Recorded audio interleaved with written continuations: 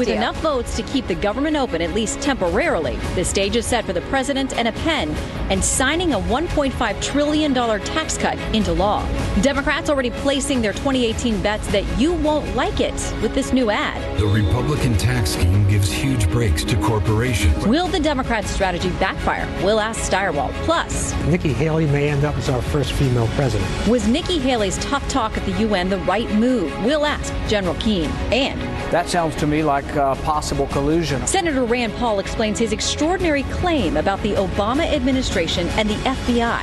Plus, we'll hear from the chief of the Vegas FBI office. Our goal is to understand completely as much as we can without talking to the subject what happened and why. It's the latest on the investigation into the Mandalay Bay mass shooting.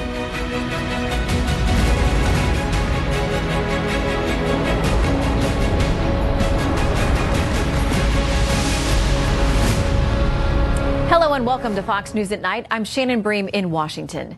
Fox News learning tonight that President Donald Trump plans to sign both the continuing resolution to temporarily fund the government and the $1.5 trillion tax cut bill as soon as they get to his desk. And now that could be as soon as tomorrow morning. We're waiting confirmation on the exact timing of all that, but success by one political party calls for a challenge by the other. And the battle is already taking shape ahead of the 2018 midterm election. Listen to this brand new ad from the Democratic Senatorial Campaign Committee, hitting the web just as the Republicans pass the most sweeping changes to the tax code in 30 years. The Republican tax scheme gives huge breaks to corporations, but raises taxes on middle-class families. So expect to hear that Democratic talking point a lot over the next few months, unless it doesn't work. Well, tonight, some left-leaning journalists are warning Democrats against attacking a plan that will cut taxes for an estimated 80% of American households. A Washington Post headline tonight, the tax bill is likely to become more popular after passage. The struggle for Republicans, they say, is getting the right message across so they can benefit politically. Can't sell this to the American people. We ought to go into another line of work. I think it's a little bit easier to sell that you have more money in your pocket than it is the government's now running the health care system. We begin with team coverage tonight. Senior Capitol Hill producer Chad Pergram explains where things stand with funding the government as only he can. And Chief National Correspondent Ed Henry kicks things off by telling us why it was so important to get both these things passed before Christmas and what's next. Good evening, Ed. That's right, Shannon. Good to see you. The key here is that passing this temporary budget does not just keep the government open. It paves the way for President Trump, as you suggested, to sign the tax cut into law, with a senior official telling us tonight there's a likely chance that happens tomorrow. The way the tax package was written, signing it this year would mean that it triggered some automatic spending cuts next year. But this continuing resolution just passed through the House and Senate includes some waivers that enables the president to defer those cuts until 2019. The president also made clear he did not want a messy shutdown to overshadow what he calls the winning on taxes that he's been trumpeting, declaring today in a tweet, House Democrats want a shutdown for the holidays in order to distract from the very popular, just passed tax cuts. House Republicans don't let this happen. Pass the CR and keep our government open. That is what they did. And Democrats do seem to still be smarting from the president's victory. After Obama aide Dan Pfeiffer tweeted this triumphant photo of Mr. Trump with the Republican leaders in the Oval Office yesterday and said it should be used on front pages when the president is, quote, indicted, Obama official Ben Rhodes actually retweeted that with this comment that the photo should also be used, quote, alongside the obituaries for Ryan, McConnell, and Pence. Well, House Majority Whip Steve Scalise, who, remember, was shot and nearly killed by a Bernie Sanders supporter who was targeting Republicans, slammed Rhodes with this simple but savage comeback. You may want to reconsider your rhetoric. Meanwhile, House Democratic leader Nancy Pelosi went back to resisting the president's agenda, telling her colleagues vote no on this stopgap budget because it did not include a provision allowing the children of illegal immigrants to stay in America. While the president made clear he's not going to get bogged down on that now, he'll deal with that in January. He instead wants to talk about jobs. I don't think in his heart that the president intended to hurt these people in the very cruel way that they are being hurt by the actions that are being taken. We're bringing the entrepreneur back into this country. We're getting rid of all the knots and all the ties, and we're going to see. You're going to see what happens. And ultimately, what does it mean? It means jobs, jobs, jobs, jobs. And the president did not want a shutdown to be the focus when several big companies have handed out bonuses and raised their workers' wages in the wake of the tax cut. Remember, Democrats had predicted the tax cut would not trickle down to employees. Interesting, Democrats have now maneuvered themselves into a political situation where they're on record voting for higher taxes and don't seem so happy the last 24 hours about actually lower the fact that higher wages are going to employees. Not a good place for them heading into the midterm, Shannon. But they sound really interested in campaigning on this. That's what they say. We're going to debate more of that coming up. Ed Henry live for us tonight. Thank you. Good to see you. All right, Congress bolting out of D.C. for the Christmas holiday, but not before kicking some of the really tough issues into next year.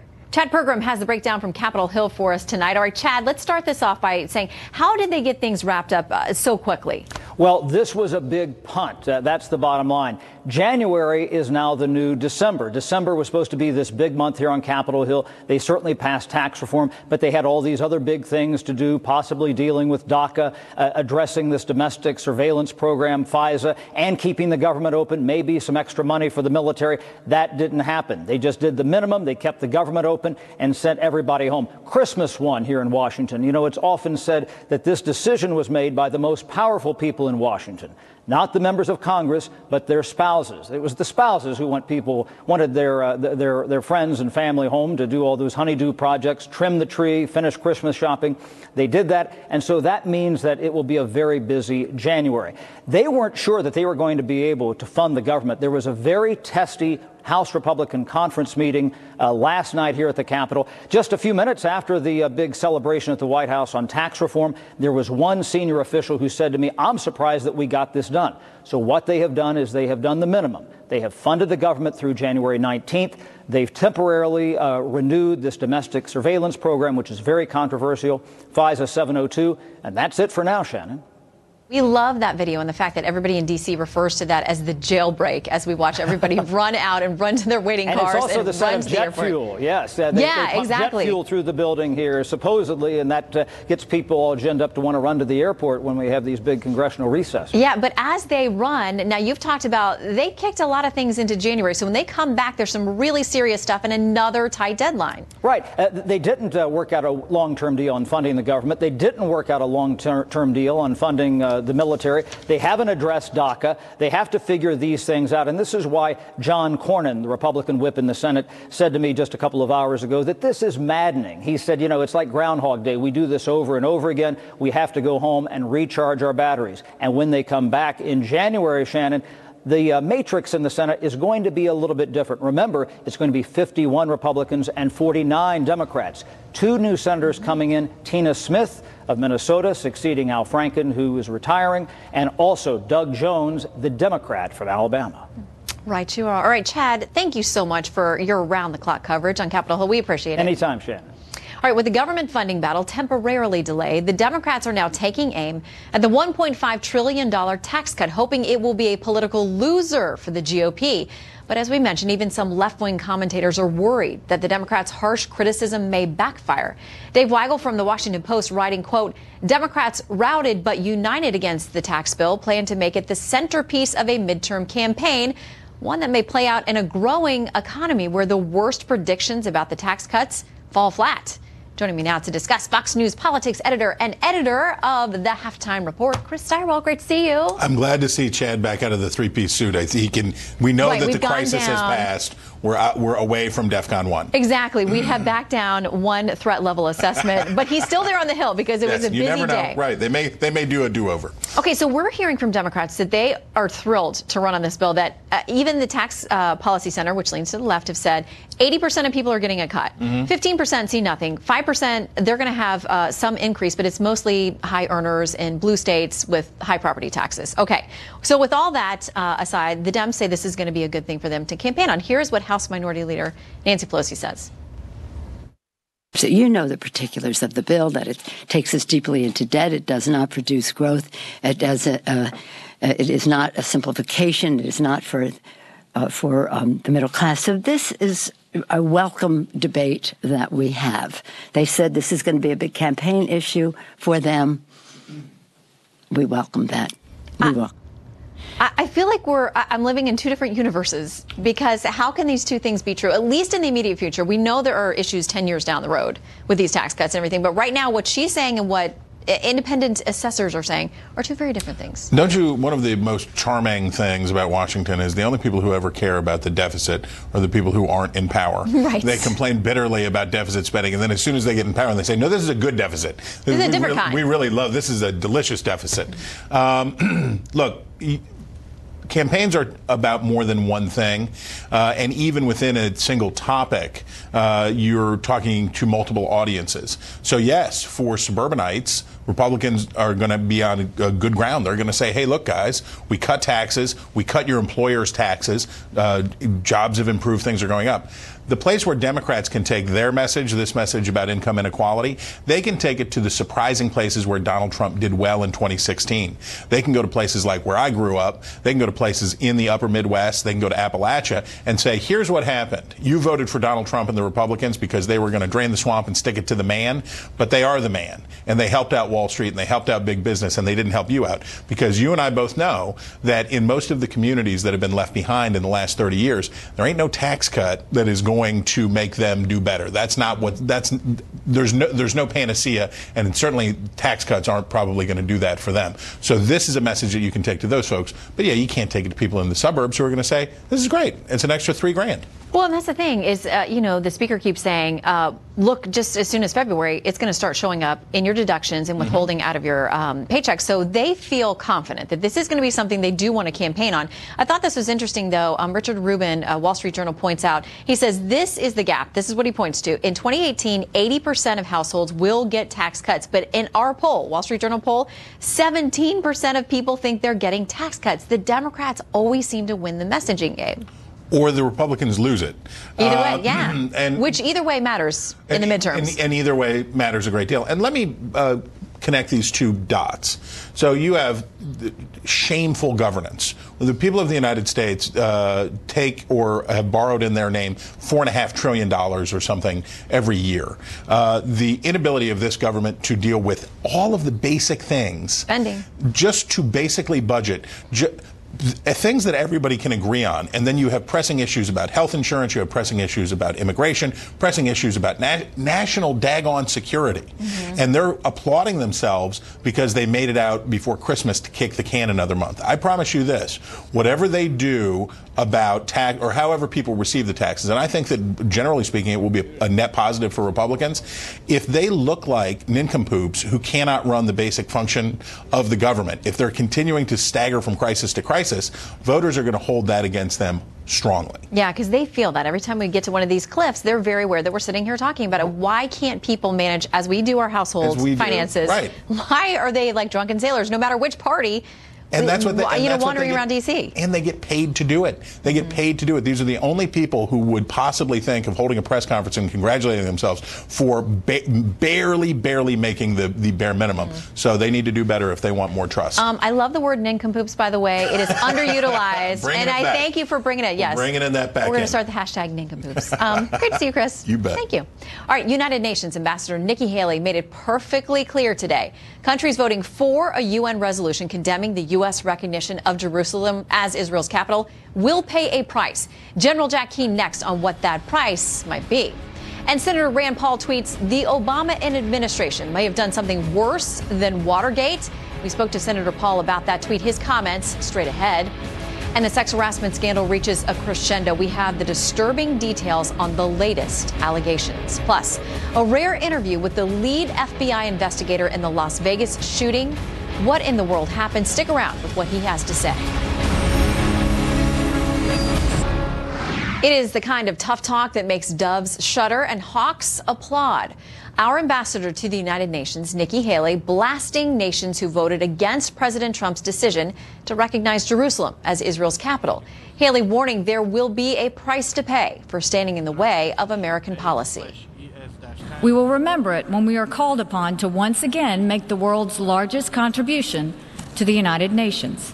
And we will remember it when so many countries come calling on us, as they so often do, to pay even more and to use our influence for their benefit. The special session of the UN General Assembly passing a declaration to condemn the move, 128 to 9, with 35 abstentions. So what price will those nations actually pay? Let's talk about it with retired four-star general and Fox News senior strategic analyst Jack Keane. General, always great to have you with us. Yeah, great to be here. Okay, I want to start with this tweet from the former CIA director John Brennan. He says this: the Trump administration threat to retaliate against nations that exercise sovereign right in UN to oppose U.S. position on Jerusalem is beyond outrageous. He adds this shows real Donald Trump expects blind loyalty and subservience from everyone, qualities usually found in a narcissistic, vengeful autocrat. Well, I don't have any problem with Haley's comments in pushing back on this vote, certainly. And actually, there's 65 that did not participate in the vote, not 35, but one way or another, because a whole bunch of them just never showed up. So I think that's a little surprising, because I thought it'd be more overwhelming than that. Me too. I think when it comes to foreign aid is U.S. national interest, and we have certain goals we're trying to achieve with that in these countries. I don't think, based on a vote that's symbolic in nature, has no authority, it doesn't bind anybody to anything, yes, we were snubbed. But I think we can have a thicker skin than that. We're the world's global power. We're number one in the world. And we got to stay focused on what foreign aid is trying to do. Now, I would hold some money back from the UN, because they're in desperate need of reform. Secretary General and President Trump sat there a few months ago, said they were going to do that, and I'd make the money we give them conditional on them moving towards that reform. Cleaning up their act. I know that you think that there are much bigger issues at play in the Middle East right now, that there are other things that are really more pressing than this issue about whether we're going to recognize Jerusalem as the capital of Israel or not. Yeah, I mean, the president made a bold move. I think, you know, we've had abject failure because the not recognizing Israel by three of his predecessors has produced absolutely nothing. And he tried to maybe achieve some abject truth and see if that works. But I want our audience to understand that today, among the Sunni Arabs, the Middle East peace process doesn't even rank in the top 3, where it always used to be number 1. It may not even be number 4. Why? Because they're dealing with Iranian aggression. Radical Islamic terrorism exists in just about every one of their countries. There are 2 major civil wars taking place in Syria and in Yemen that are catastrophic in terms of human beings. And the 4th thing is they have internal issues that they must address if they're going to move their civil societies forward. And then possibly is the Middle East peace process. And another thing, Shannon, Israel has never been closer to the Sunni Arabs than they are right now. And that is because of the Iranian threat. What do we do about Iran now? I mean, this president is obviously taking a much different posture with them than the previous administration did.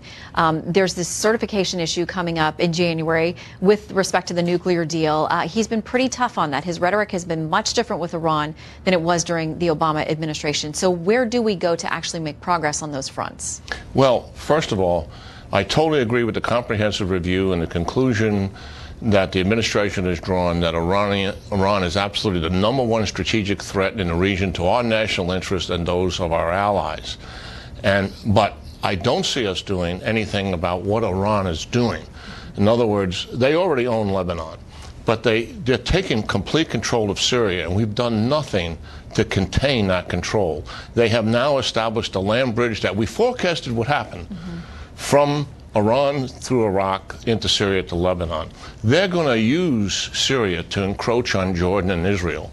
And as that continues to accelerate, it could possibly lead to a conflict between Israel and Lebanon. I'd like to see us get much more involved in containing Iran with specific policies and not just a strategic overview that they're the #1 strategic enemy.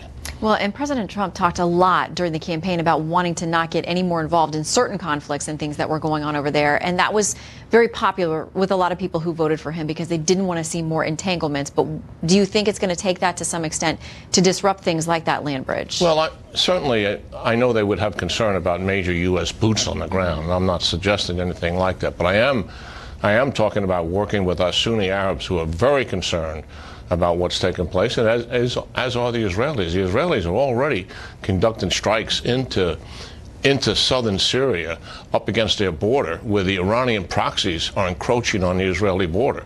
this is just going to get worse.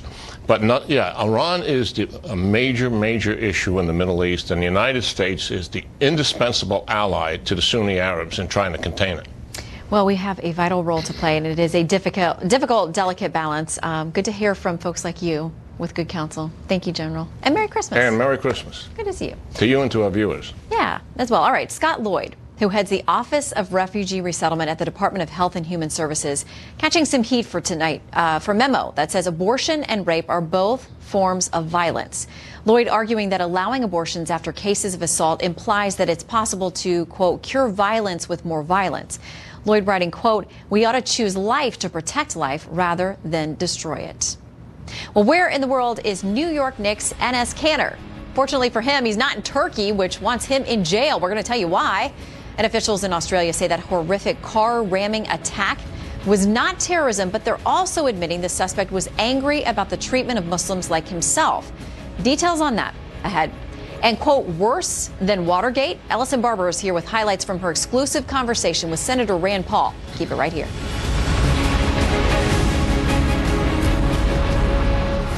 Several symphonies tonight are severing ties with famed conductor Charles Dutoit amid sexual misconduct allegations. 3 opera singers and a classical musician allege the world-renowned conductor assaulted them, physically restraining them and forcing unwanted kissing on them.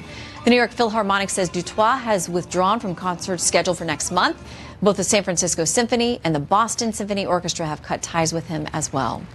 New tonight from the Las Vegas shooting investigation, the coroner just releasing its official determination that the shooter, Stephen Craig Paddock, killed himself by shooting himself in the head. Since the October 1st concert massacre in Las Vegas, the FBI has interviewed more than 400 people worldwide. But only the investigators know if we're any closer to figuring out the gunman's motive.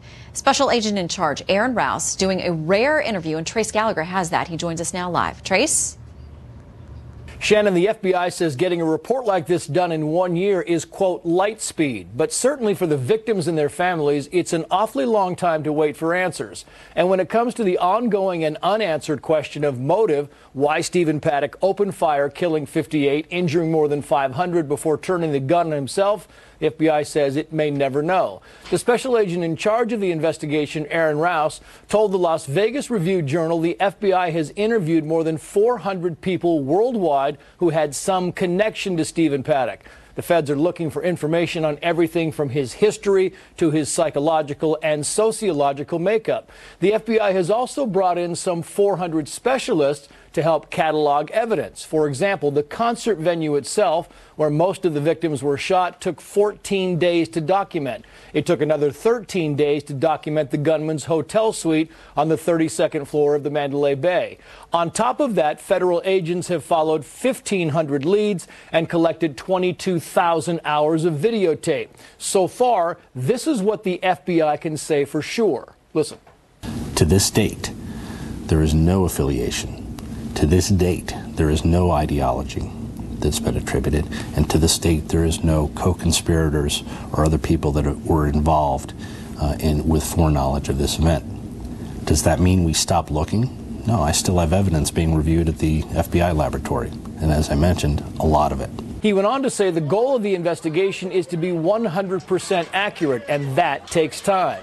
The FBI has not shed any light on the confusing and contradictory timeline. Like how long was it from when Stephen Paddock opened fire to when Mandalay Bay made the first call to police? And how long did it take police to respond to the hotel and make their way to the 32nd floor? Several news organizations have filed lawsuits trying to get the 911 tapes released. Shannon. Thank you very much, Trace. Well, the U.S. plans to allow the sale of lethal weapons to Ukraine for use against pro-Russian separatists. Supporters say it's long overdue. Critics say it brings us closer to a real conflict with the Russians. Lucas Tomlinson has more tonight from the Pentagon. The Trump administration ending the arms embargo on Ukraine, allowing them to buy 50 caliber sniper rifles and other light arms from U.S. companies. But the U.S. government will not be supplying the weapons. Still, The decision was applauded on Capitol Hill.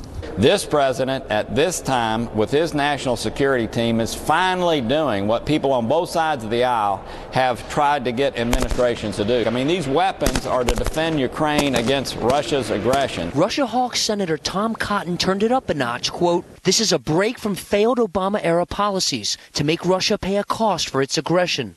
With this decision, the Trump administration is reminding Vladimir Putin and his cronies that they lost the Cold War and we won't tolerate their bullying of our friend Ukraine." But the State Department pushed back, saying weapons have been available for purchase before, after Russia annexed Crimea in 2014 and supported Kremlin-backed fighters in eastern Ukraine. Quote, "Under the previous two administrations, the U.S. government has approved export licenses to Ukraine, so this is nothing new." But a Green Beret and former Bush White House official says otherwise. This is a significant break from the Obama administration. It is the largest sale that we've ever done. It is lethal, and it is going to send a message to the Russians, and they're not going to be happy about it. As expected, the decision angered Moscow, officials calling the policy a dead end, which will only lead to more violence. Earlier this month, President Trump's national security advisor hinted changes were coming to the White House's handling of Russian aggression. What we're continuing to do is strengthen Ukrainian defensive capabilities. Ending the arms embargo comes at a time when the White House is pushing back on claims President Trump has been too soft on Russia. Ukraine's security service arrested an aide to the prime minister for being a Russian spy. More evidence things are heating up in Eastern Europe. Shannon? Lucas Tomlinson at the Pentagon. All right, where in the world in 90 seconds? Turkey wants to imprison New York Knicks star Enes Kanter for insulting President Erdogan in a series of tweets. State prosecutors calling for him to be jailed for 4 years. Kanter says he's going to keep on trash talking his words, the Turkish president, and that 4 years doesn't sound too bad for speaking his mind. Well, new tonight on the Australian car ramming horror in Melbourne. Authorities have been saying there were no indications it was terrorism. The Australian citizen of Afghan descent plowed into a crowd, injuring 19 earlier today. Now tonight, in an interview with Australia's ABC News, a Victoria police spokesman says this about the suspect, quote, "He spoke about dreams, he spoke about voices, but he also did attribute some of his actions to the poor treatment of Muslims." When asked if that means it could be terrorism, he answered, "That's certainly one aspect we're exploring in respect to the motivation." Well, with just weeks to go before the Winter Olympics in South Korea, U.S. Marines are training with their Korean counterparts for any trouble that could come from North Korea. South Korean and U.S. Marines joining in military exercises in sub-freezing temperatures, including shirtless hand-to-hand combat in the snow. A Korean officer telling reporters the Marine Corps reconnaissance forces will do our best for the Olympic security operations. Well, coming up, controversial comments forcing the founder of a big supporter of football, the anthem, and President Trump to step down. The details next. And Republicans ratcheting up their attacks on the FBI and now the Obama administration. A full report straight ahead. And it could be one of President Trump's most important achievements. But if the media doesn't talk about it, doesn't mean it didn't happen. We're going to look into that straight ahead. You may have heard leaks and claims coming out of those secret meetings on the Hill, with FBI and Justice Department figures under fire from Republicans who say they've shown anti-Trump bias. Ellison Barber is live here in Washington tracking all the very latest. Good evening, Ellison. Good evening, Shannon. The president has repeatedly criticized the FBI and the special counsel investigation. More and more Republicans seem to be doing the same thing. Senate Judiciary Chairman Chuck Grassley reportedly said acting FBI Director Andrew McCabe needs to be replaced. McCabe visited Capitol Hill today, the second time this week. In all, he spent roughly 14 hours testifying before House committees behind closed doors. Sources tell Fox News during the interviews, Republicans pressed McCabe on when he found out the Clinton campaign and the DNC helped fund the now notorious Trump dossier. Kentucky Senator Rand Paul tweeted that it's, quote, time to investigate high-ranking Obama government officials who might have colluded to prevent the election of Donald Trump. This could be worse than Watergate. I spoke with Senator Paul earlier today and asked about that tweet, what evidence he has. Here's some of what he had to say. We're now talking about an FBI agent who is talking to his mistress and at the same time saying that somebody else named Andy was involved. Could that be Andy McCabe, the second in charge of the FBI? That sounds to me like possible collusion. We've also got the same kind of high-level career politician or career intelligence officers or folks in the Department of Justice who were involved somehow with the dossier on Trump that was paid for by the Democrat National Committee, and then that high-ranking official was meeting with the people from the opposition research group. So there's a lot going on here, but really what it tells me in general is we need more oversight of these people. Democrats say at this point, Republicans are not engaged in a truth-seeking effort, but an effort to discredit Robert Mueller and his investigation into possible collusion between the Trump campaign and Russia. The urgency, I think, was the fact that Mr. Mueller, Special Counsel Mueller, is moving closer and closer. He's gotten some indictments. This hearing is part of an attempt at a lot of diversion from the real issue, which was the Russian attempt to subvert the last election, the possible collusion, well, the certain collusion by many members of the Trump campaign in it, the possible collusion by the president himself. White House Press Secretary Sarah Huckabee Sanders says the White House does not intend to fire Robert Mueller. She said that on America's Newsroom today. In the same breath, she referred to the Mueller investigation as a hoax. Shannon? All right, Ellison Barber with the very latest. Thank you. Well, the FBI pushing back on attacks against the embattled agency, saying this, quote, attacks on our character and demeaning comments about the FBI will not deter agents from continuing to do what we have always done, dedicate our lives to protecting the American people. For more on that, let's bring in David Avella, the chairman of GOPAC, and Democratic strategist Scott Bolden. Great to see you both tonight. Good seeing you, too. Okay, so we're getting word today also that there's been this subset of Republicans within the Intelligence Committee on the House side having their own meetings about potential worries of bias with respect to some things we've seen uncovered with FBI and DOJ officials. Scott, do you blame them? I don't blame them, but I'm not a Republican, if you will. Here's the deal. They can meet, they can talk, but the FBI and DOJ is an independent agency of ideals. And I'll be honest with you, what's bothersome about this is that they seem to be politicizing and weaponizing the political support or political comments by certain agents or officials during a campaign.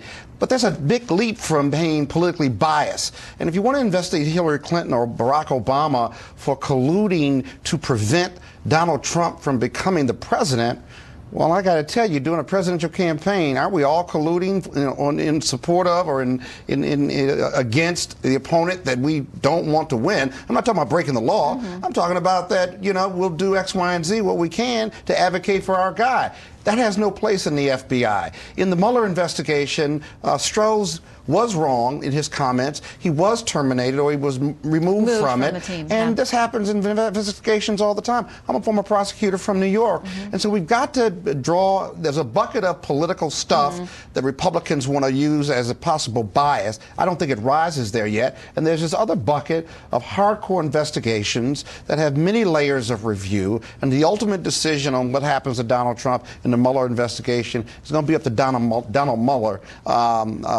No one else. The special counsel. And Dave, I mean, his team seems pretty confident. They feel like they're in the clear. The president's going to be in the clear. But just so folks remember what we're talking about, Senator Rand Paul, his tweet today, time to investigate high-ranking Obama government officials who might have colluded to prevent the election of real Donald Trump. He said this could be worse than Watergate. That's quite a statement to make. It is. Thankfully, though, the Obama Democrats turned Clinton apologists were as ineffective at trying to influence the election as they were at running the Justice Department. And Mueller could have picked many of people to be on this panel to help him do this investigation. And he chose to pick Clinton apologists who wanted to turn this into a therapy session for why they ultimately lost the election. Well, they certainly didn't, though, because she lost. Donald Trump won. What is it to investigate? Let's talk about Peter Strzok, because he is somebody who was involved in these key investigations, and he is somebody who also, we're told, made those key edits on the draft that was exonerating her before she'd ever been interviewed, before key people had been interviewed, before immunity deals had been made. That's significant to a lot of people to say, like, this guy actually had a hand in crafting the conversation and the Comey statement about her, but he was clearly on her side. Well, you can see how for some some people, that's disconcerting. Well, certainly from an appearance standpoint, but let's be real clear. Strzok is not the only person making that call. Comey's making that call. There are hundreds of FBI agents and supporters who put that together. But he was the one person editing this thing that we know of. There weren't hundreds of agents, but he was changing language from gross negligence to careless, kinds of things that speak to whether or not she could be potentially legally liable for what she did. He's certainly in a position to do that, but those are recommendations, and those recommendations go to not only Comey but other senior people who are aware of that investigation. So I don't put much stock in that. Well, it's ultimately the way the statement by Mr. Comey was read, then director of the FBI. Sure, Scott's right. I mean, ultimately it came down to what Comey wanted in there or not.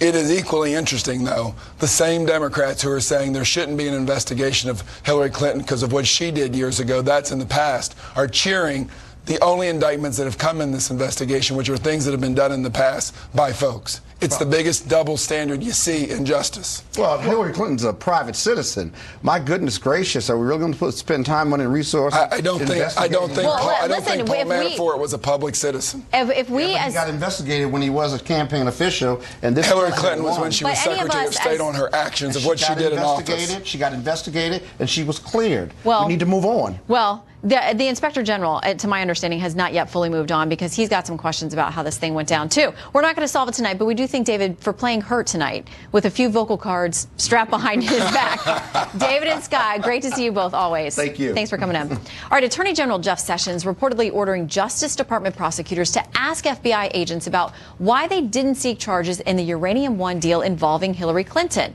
The effort is reportedly about examining whether or not a second special counsel investigation is warranted. The controversial Uranium One deal is a 2010 transaction in which the Obama administration, including Hillary Clinton's State Department, allowed the sale of uranium to Russia's State Atomic Energy Company. There were alleged ties to Clinton Foundation donors. Amid all that, we'll see if there is a separate investigation upcoming. Also, the Resist movement picks a new fight in the war on Christmas. We're going to discuss the Resistance latest shenanigans on the other side of this break.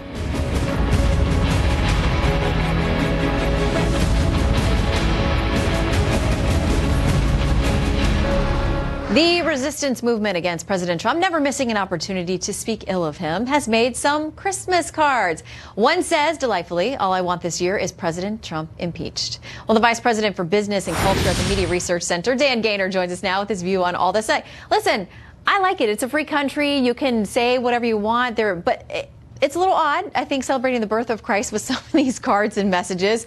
But hey, you know, well, I think they're free to do it. When you get to the point of celebrating the birth of Christ with giving money to Planned Parenthood, which that's would true. That is rip one of the these baby cards. Jesus into little component parts and sell them to the highest bidder, which they deny doing. They deny doing, for the record. But that is a little bit odd to have a Christmas card. And I've seen gift certificates that you can give for Christmas from Planned Parenthood, and they will say, well, it's to help with women's health.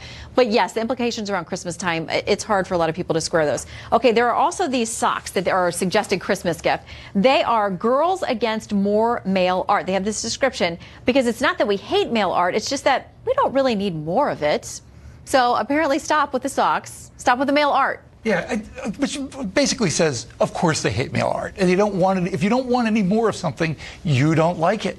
If somebody walks up to you and say, "Hey, here's another Mona Lisa. Would you like it or not?" If their answer is no, you got problems. Okay, so let's move on to another topic. The president, the assessment about ISIS and breaking up the caliphate, at least the geographic hold that they were having in that area. Not everybody is giving the president credit on this. Not everybody. Try almost nobody. You look at the news stories, what few stories there are about defeating ISIS, it's all passive. ISIS was defeated. Well, one of the basic journalism things is, the who, what, where, when, why. Who defeated ISIS instead of the active Trump's, or Mattis-led assault defeats ISIS? Trump's almost nowhere in these stories. You have to use an investigative team just to try to find his name in a story.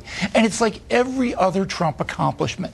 Whether it's the economy, which is booming, the stock market, which is going great, they don't want to give him any credit. And then the things the other things he's done, judges and getting rid of regulation, they actually want to fight him on. No, they're opposing that. Yeah. I mean, for sure. Okay, so now let's get to this idea of Mitch McConnell, the Senate Majority Leader, who just presided over this, huge tax cut, along with the House Speaker Paul Ryan and the president. They got the government funded. They're doing some positive things, but of course there are people who don't feel that way in the mainstream media. He talking about the New York Times editorial page. He says he doesn't really care what they think about him. I have to deal with the inevitable criticism that comes along with doing a job like this. But he says, I care about the opinions of people that I respect. Basically suggesting that does not include the New York Times. Well, I don't blame him. You can tell someone got their Christmas wish because I'm completely in sync with Mitch McConnell on this. Oh. You know, that doesn't happen too often. And he's spot on. The New York Times is just the voice of the left. It doesn't try to normalize its pages. It turned over its opinion Twitter feed to actually lobbying against the tax cut. And then, of course, even the conservatives are anti-Trump. You've got Brett Stevens, who was hired because he's anti-Trump. Since he was hired, he's also come out and says he'll never vote for the GOP again. There's no attempt at balance. It's a problem that runs throughout print media, particularly Washington Post. They don't try to find anybody who disagrees with them, so there's just one big bubble. So Mitch McConnell, he's spot on this. All right, well, listen, they're going to keep you busy. There are no surprises here, but it is interesting. So thanks for coming along to chat with us about it. It's always a pleasure, and Merry Christmas to you. And you as well. All right, Vice President Mike Pence making a surprise visit today overseas. We're going to tell you where he went and why next. Bureaucrats don't win battles. Soldiers do. And under this president, we will never allow bureaucracy to stand in the way of victory. Vice President Mike Pence making a surprise visit to Afghanistan to encourage our troops and share a special holiday message. The Veep went on to say, God bless the United States of America. Most watched, most trusted, and most grateful you spent the evening with us. Good night from Washington. I'm Shannon Bream.